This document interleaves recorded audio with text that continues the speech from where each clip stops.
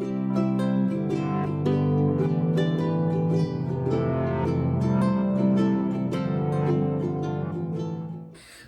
love Squishmallows!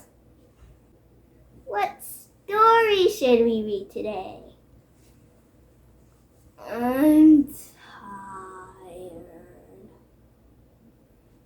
So which story should we read, Bunery?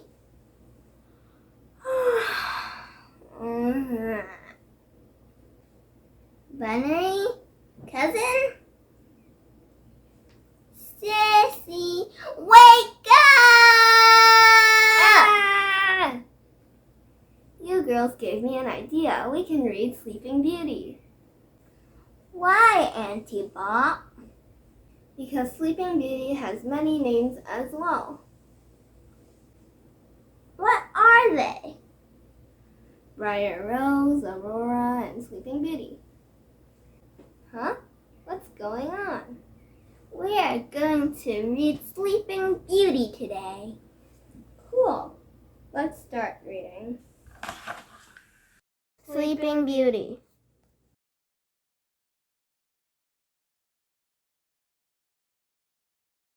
Once upon a time there lived a king and queen who were very happy, except for one thing. They both longed to have children, but they had none. Now it happened one day, when the queen had been bathing, that a frog crept out of the water and spoke to her.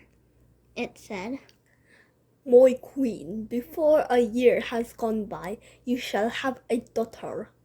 The queen was delighted, and she hurried to tell her husband the good news. Within the year, it happened as the frog had said. A baby daughter was born to the king and queen, and they were filled with joy. The child was so pretty that everyone who came to see her cried, "What a beautiful baby!" The king was so proud of his baby daughter that he ordered a wonderful christening feast to be prepared. The king invited all his friends to the feast, as well as kings, queens, princes, and princesses from other kingdoms. Some good fairies lived in the land, and the king wanted them to be godmothers to his daughter. Now, there were 13 fairies in his kingdom, but one was very old, and no one had seen her for many years. As the king only had 12 golden plates, he invited just 12 of the fairies to come to the christening feast. The old fairy was not invited. When the christening feast was over, the good fairies went up to the princess to give her their magic gifts. The first fairy said, "You shall have a beautiful face." The second fairy said, "You shall think beautiful thoughts." The third fairy said, "You shall be kind and loving." The fourth fairy said, "You shall dance like a fairy." The fifth fairy said, "You shall sing like a nightingale." When 11 of the fairies had given their gifts, the baby had been promised everything in the world one could wish for.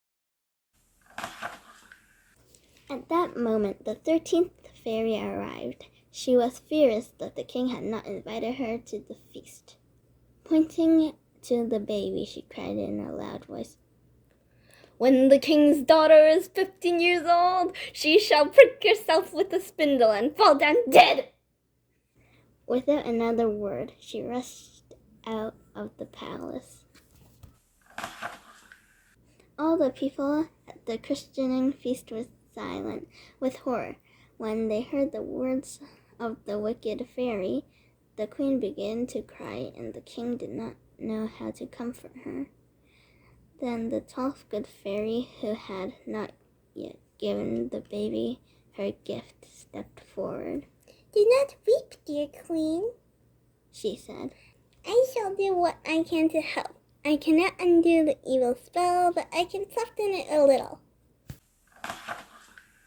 The princess will prick herself with a spindle," went on the 12th fairy.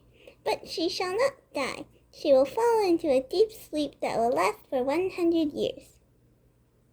The king thanked the fairy for her kindness, yet he did not want to think of his child sleeping for 100 years. So he gave orders that every spindle in the whole kingdom should be burned. His messengers were sent to every town and village to see that this was done. As time went by, the baby princess grew into a lovely girl. All the gifts that the good fairies had promised were hers. She had a beautiful face and she thought beautiful thoughts. She danced like a fairy and she sang like a nightingale. She was happy, kind, and loving, so that all who knew her loved her. The king and queen loved their daughter greatly. Now it happened that on the very day when the princess was 15 years old, the king and queen were not at home. To amuse herself, the girl wandered all over the palace. She opened the doors of dozens of rooms that she had never seen before.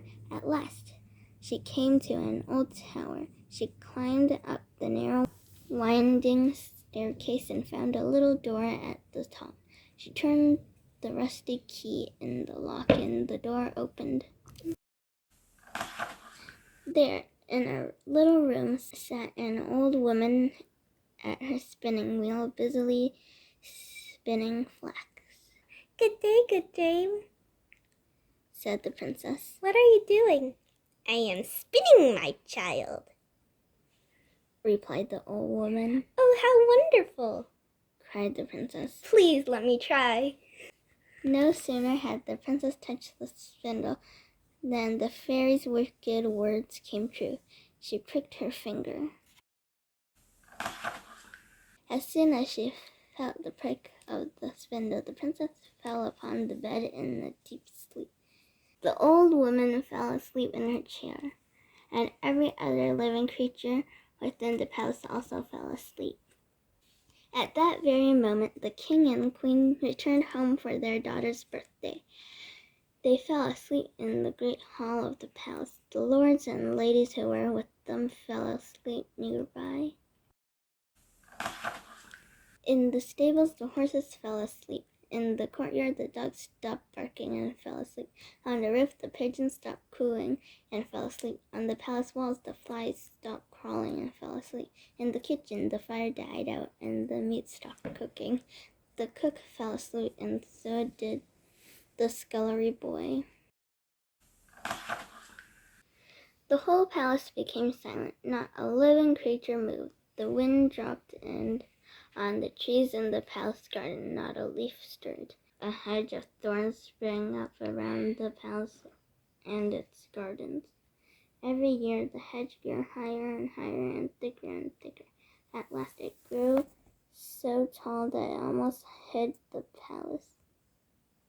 Only the topmost towers could be seen above it. The story of the beautiful princess who lay asleep spread throughout the kingdom and far beyond. She became known as Sleeping Beauty. From time to time, many princes journeyed to the palace hoping to awaken Sleeping Beauty, but the thorn hedge grew so thickly that none of the princes could force his way through it. After many years, a very handsome prince visited the kingdom. An old man told this prince the tale of Sleeping Beauty. When the prince heard the old man's tale, he said, I must see this beautiful princess and try to awaken her. Now it happened that the very day on which the prince arrived was exactly 100 years after Sleeping Beauty had fallen asleep. The evil spell of the wicked fairy had come to its end. As the prince began to push against the hedge of thorns, every thorn turned into a lovely rose. The hedge opened of its own accord to let him pass through, and as he passed, the hedge of roses gently closed again behind him. The prince was spellbound as he made his way right through the flowering edge. At last he came to the courtyard of the palace, where the dogs lay sleeping. The prince wandered into the stables, and there he found the horses all standing asleep. Not a sound was to be heard in the whole of the palace. Next, the prince went into the palace kitchen. The cook and the kitchen maid stood asleep. The fire was out, and the meat was half cooked. The prince walked thither into the silent palace. There the king and queen sat asleep on their thrones. All was so quiet that the prince felt he should walk on tiptoes. The prince wandered along the corridors. He looked in all the rooms he could find, but nowhere did he see Sleeping Beauty. At length the prince came to the foot of the highest tower. He began to climb the narrow, winding staircase. When he reached the door at the top, he pushed it gently open and stepped into a small room. There on the bed sleeping lay the most beautiful maiden he had ever seen. For a long time he looked at her in wonder.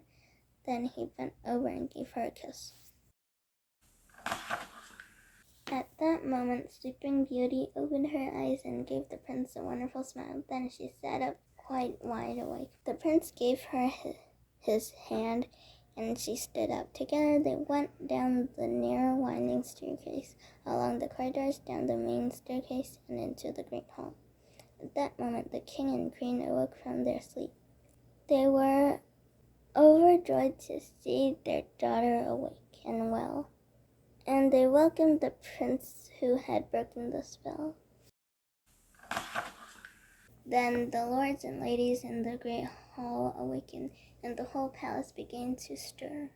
In the kitchen, the fire began to burn, and the meat began to cook. In the courtyard, the dogs awakened and began to bark. In the stables, the horses were stirring, and the pigeons on the roof awakened and flew away. The palace had come to life again after its sleep of 100 years. Everyone in the palace was both astonished and delighted. Around the palace, the high hedge of thorns vanished. A wonderful wedding feast was prepared. The handsome prince was married to Sleeping Beauty, and they lived happily ever after. The end. Now I am tired. Maybe I will go for a nap like Sissy. I want one too. Bye. We love Squishmallows. Thank you for watching. Please like and subscribe for more.